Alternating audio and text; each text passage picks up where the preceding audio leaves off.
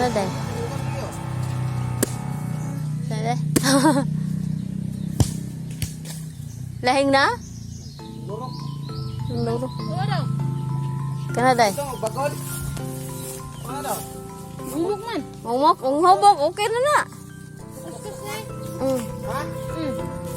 Kama kuskus lang siguro daw ay. Ito isa? Isa? Pinam day mangga dede. Sige, kuskus na ta, kuskus. O dere, Ros, ikaw maggunit kami magkuhan kuskus. Tanong nga po video ha. Baliktad niya ang bukulwa na.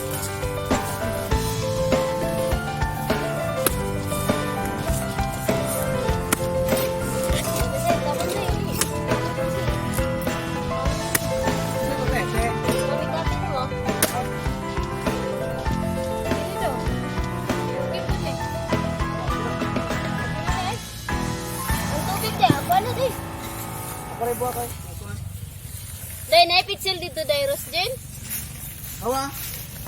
Oh.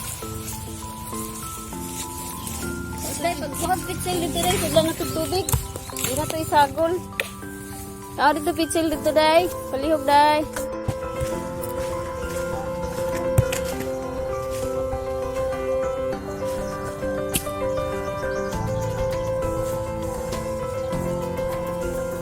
Ano na, korek.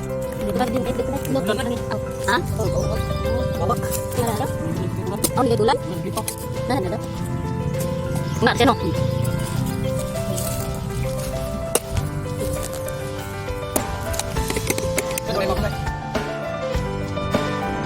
Sa inyong tanan, siya aning uban kanato aron tungod kay siya mismo mingon. Hain gani ang duha kung tulo nga makatigom sa akong ngalan, ako naa sa ilang paliwanag.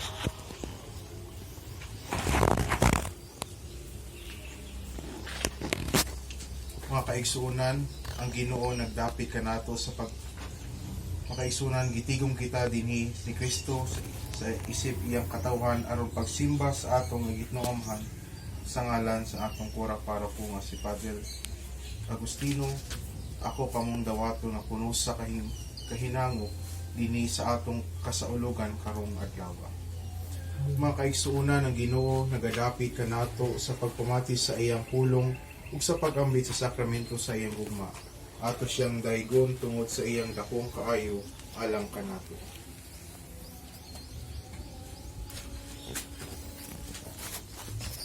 Nagakumpisal ako sa Diyos, mahal kagahom sa tanan. Ug kanyo nga igsuon, nakalapat sa kugdako iyan. Sa hunahuna sa pulog sa buhat, sa walas pagkuhat sa kaangin buhaton. Kaya akong dakong sala. Busan ang amoyo ako kang Santa Maria kanunayng ulay. Sa tanan mga anghilom nga santos, ug kaninyo mga igsuon, aron niyo po sa Ginoo nga atong Diyos. Kaloyan ng takita sa Diyos nga magagahom sa tanan, pasayloon sa akong masala, pero takita niya nga to sa kinabuhing dayon. Amen. Ginoo kaloy kami. Ginoo kaluy kami. Kristo kaloy kami. Kristo kaluy kami. Ginoo kaloy kami. Ginoo kaluy kami. Mag-ampo. O Diyos, samahan nga makagahom, hugot ang among pagtuo, nga ang imong anak na matay o nabanhaw, na namuyo kami alang sa ang igsuon nga si Kuya Lendon, nga namatay diha ni Kristo, banhawa siya pinagi ni ining misteryo, aron pag-ambit sa himaya ni Kristo, nga nabanhaw. Mag-sipok ko tayo.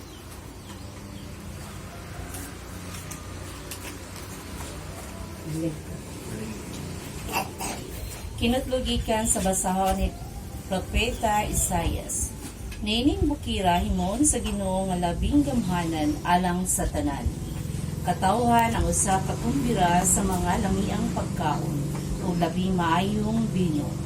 Og langkaton niya ang pangalod sa kagul-anan nga nagbandong sa kanasuran.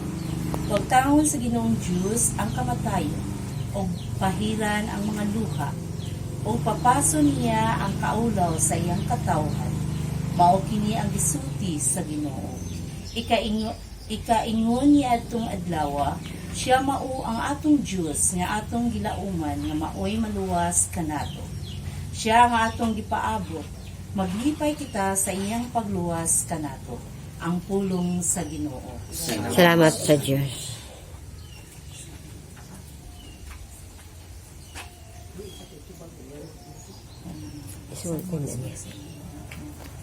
Salmo sa Responsorio. Atong tubag kanimo o Ginoo gibayaw ko ang akong kalag.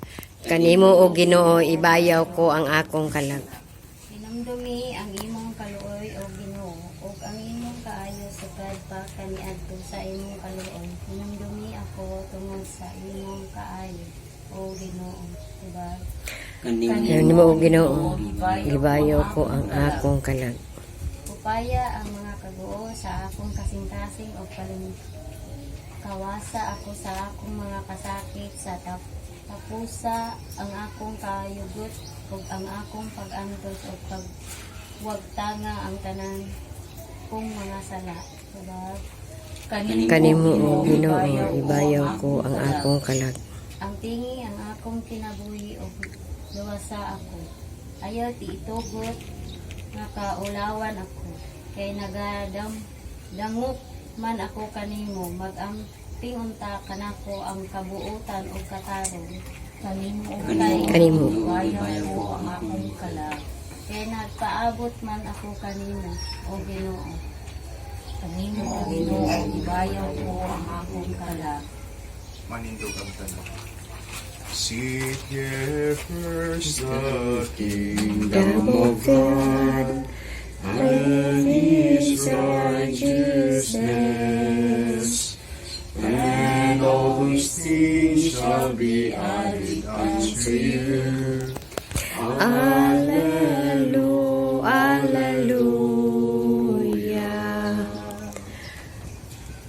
Pagbasa sa Santos nga Ebanghelyo sumala ni San Juan. Himayaan ikaw o Ginoo. Si Marta miingon kang Hesus, kung dinhi ka pa lamang Ginoo, dili unta mamatay ang akong igsoon. Hinuon nga sayod ako nga bisan karon muhatag ang Dios kanimo, bisag unsay imong pangayoon. Si Hesus miingon kaniya, mabanhaw ang imong igsoon. Siya mitubag, nahibalo ako nga mabanhaw siya sa katapusang adlaw. O si Jesus miingon kaniya, ako ang pagkabanhaw ug ang kinabuhi, ang nagtuo kanako bisan tuod mamatay mabuhi, ug ang tanan nga buhi ug nagatuo kanako dili kayo mamatay. Mituo ka ba niini? Ug siya mitubag, o Ginoo, mituo ako nga ikaw ang Mesiyas, ang anak sa Dios nga moanhi sa kalibutan. Ang Ebanghelyo sa Ginoo. Dayon ikaw, Kristo. So, karon gina-celebrate nato ang death anniversary ni Kuya Lendon. Death anniversary is our one way of our remembering for our departed loved ones. Daghantang maalala kung unsay kanindot o kabuot si Kuya Lendon, nabuhi pa siya din sa kalibutan, especially to Ma'am Cathy, kung how the love story, kung paano siya, yung love story nila naglambo throughout the years, daghantang sa iyang family, sa iyang mga manghod, daghan jud ma-remember kung unsay nahitabo niya di sa liyuta. Dili man siya nato nakauban dugay din sa kalibutan, pero rest assured na siya karon nakauban sa atong Ginoo. Nagaampo siya para sa ato karon.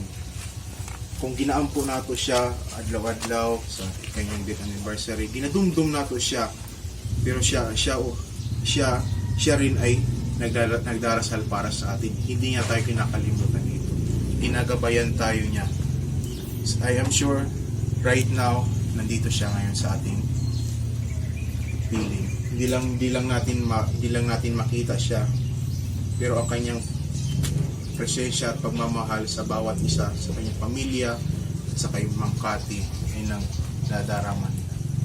Kaya sa ating pagdiriwang ng kanyang death anniversary ngayon, alalahanin natin kung anumang mga bagay na nagpapasaya sa atin every time na ma-remember natin. Yun na lang ang panghawakan natin, na kahit hindi natin siya kasama ngayon, panghawakan na lang natin yung mga nabuong memories noong panahon na yun na nabubuhay pa siya. Walang makakapalit ng mga memories na ginawa ng nakaraang panahon. Hindi ito mapapalitan ng anumang material na bagay, dahil ang pagmamahal na nagawa noong nabubuhay pa siya ay hindi mapapalitan ng mga materialis na bagay sa mundo. Maraming nagbago, maraming nawala, pero ang pag-ibig ay nananatili sa bawat isa sa atin. Pinakita, gaya ng ating Panginoon, pinakita niya kung gaano kalaki ang pag-ibig niya sa sanlibutan. Nung nabubuhay pa siya, nung nandito pa siya sa lupa, ang ginawa niya ay pinakita niya kung ano ang tunay na pagmamahal.